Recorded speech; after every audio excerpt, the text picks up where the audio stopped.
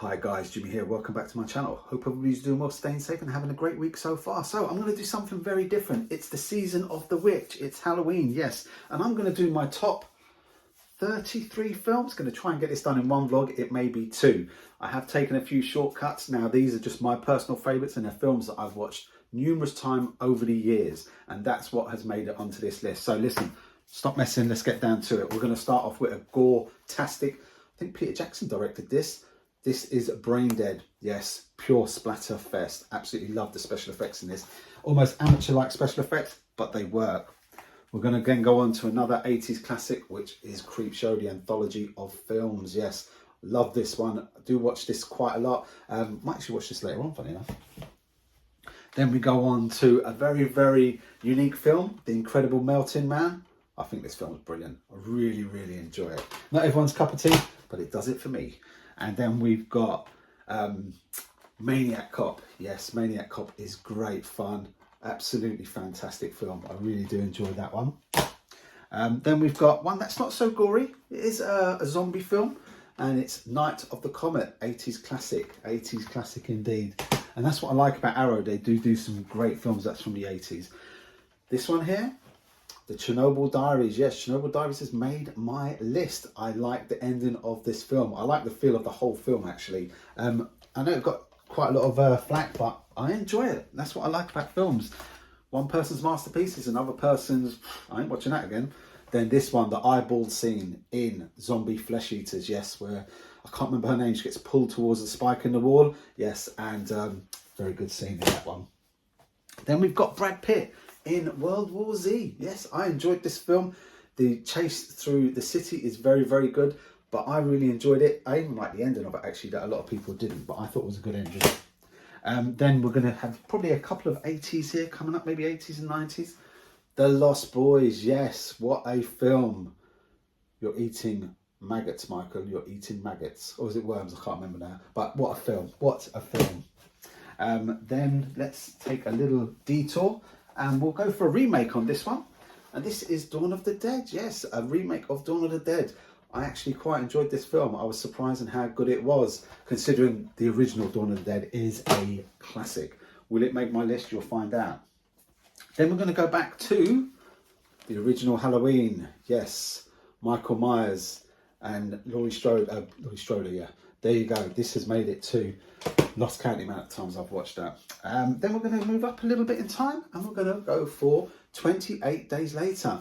And I do actually like 28 Weeks Later as well, but I don't have that steelbook or film yet. So there you go. That's that one there. Then we're going to go on to, we'll go for this one, which is American Werewolf in London, John Landis. What a movie. What a movie indeed. Numerous copies of this.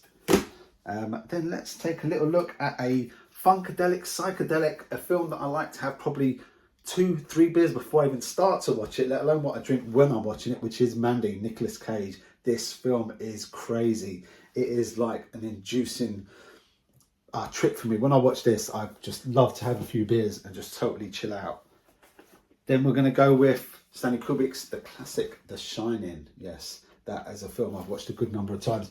Even though it is long, it still makes my list. Then a John Carpenter film. I like it. It's not as popular as some of his other films, but Prince of Darkness, I think, is a fantastic film. I really, really do. Great story, great effects in this one.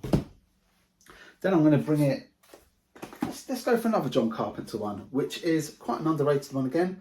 Vampires. Yes, I do like vampires. I really enjoy this film. Then we'll do You've Got Red on You. Shaun of the Dead. Yes, what a film this is. Comedy horror at its best. What a great film. Then we've got, we'll have a look at this one. Zombieland. Yes, Zombieland has made my list. I do like sitting back and enjoying this. The double tap. Always remember, in the zombie apocalypse, double tap indeed. Then we have 80s. Yes, Gizmo, Spike, Gremlins, of course. Feel good film, great ending, but what a film. I remember seeing that in the cinema when I was a kid. Then we'll go for, what a film this is, honestly. Set the standard. The Thing still stands up today as well. What a movie. John Carpenter, Kurt Russell. Unbelievable. Now, what I'm going to do is I'm going to find another set of films down here. Here we go. And this is slightly different. This is Darkman, part 1.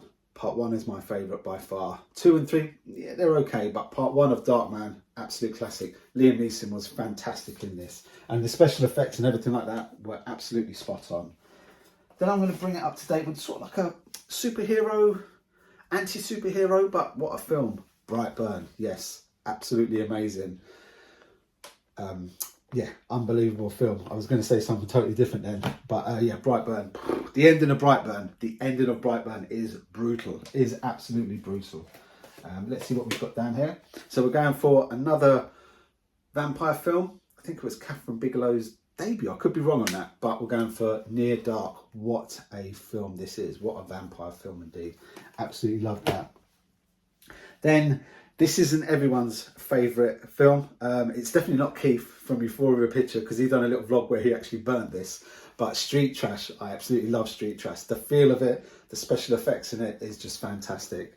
Yeah, Street Trash made my list. I was laughing about that earlier, actually. Then we're going to go for Freddy Krueger, Nightmare on Elm Street Part 1. Part 1 for me. The rest of them get progressively worse as they go on, really. But yeah, Part 1 is my favourite of all of them. Then let's see what else we've got here. We'll do Friday the 13th. I've got a box set here, but it is, to me, Part 1 sets the standard for it. It still stands up today, actually. Friday the 13th, Part 1. The others are okay. I mean, what I do with this is when I tend to watch one, I'll tend to watch them all one after the other. But yeah, the others are good as well. Then we're going to go on to something slightly different. So these are, I've cheated a little bit here, these are sets of films now. So, but I like maybe parts 1, parts 2 and parts 3 equally, okay? So that's why I've added these in. There is an exception. There are a couple of exceptions. So we've got Hellraiser. Who cannot remember Hellraiser? Hellraiser 2, I can't remember what Hellraiser 2 was called. That's gone right out of my head then. What was Hellraiser? Hellbound. I was going to say Hell on Earth. That's part 3. Hellraiser and Hellraiser 2, Hellbound, I think are really good. I did enjoy the second one as well. I thought the second one was great fun as well. Nice and gory as well. But Hellraiser, when that first came out, that was just like, the bar just went up. Then we've got something slightly different. Classic Italian horrors here. This is the Gates of Hell trilogy. The House by the Cemetery, The Beyond, and Nightmare City. That's called something else actually as well. That's called City of the Living Dead. That's it. So these 3 films I always watch back to back. Yeah, because these are the Gates of Hell original trilogy. Fantastic soundtrack on those. Fantastic soundtrack.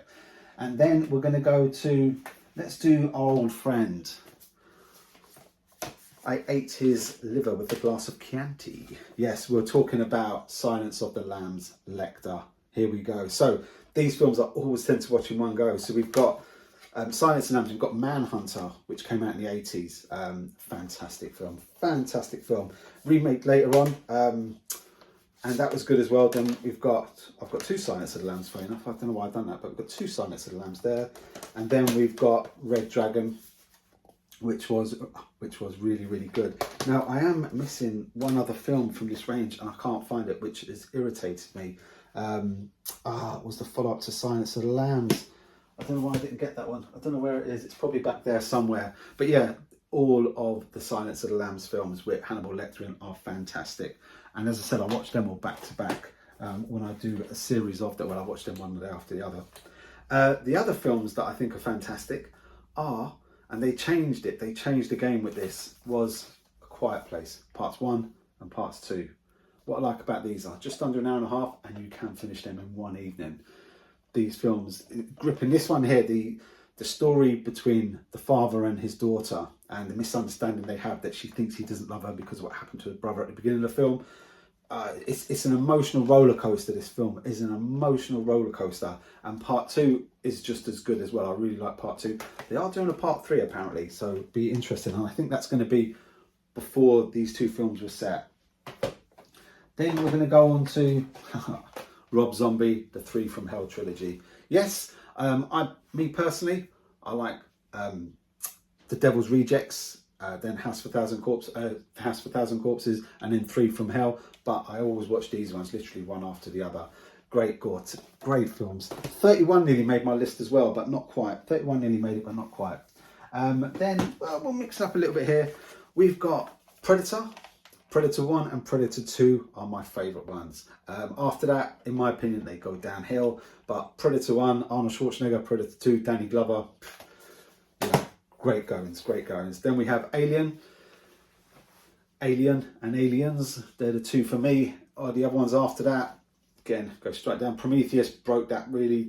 Prometheus was very good, but yeah, just Alien and Aliens are my favourite in that one there. And it was so good how they went from Alien when it was really tense to Aliens where it was more action and so forth like that. Then we're going to go on to Evil Dead. Now, Evil Dead 1 and Evil Dead 2, Dead by Dawn, they're my ones. Not Evil Dead 3, unfortunately. Evil Dead 3 doesn't do it for me at all. But the first two Evil Dead films, when Evil Dead 1 came out, bloody hell, did that cause havoc. Did that cause a nightmare.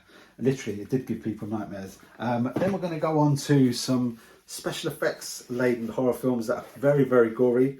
We have got Reanimator. What a film this is. And Bride of Reanimator. The special effects in these and the gore in these are very, very good. Yeah, and I do like watching them back to back. Then we're going to go on to a pure popcorn. That's how I would describe these. Pure popcorn film.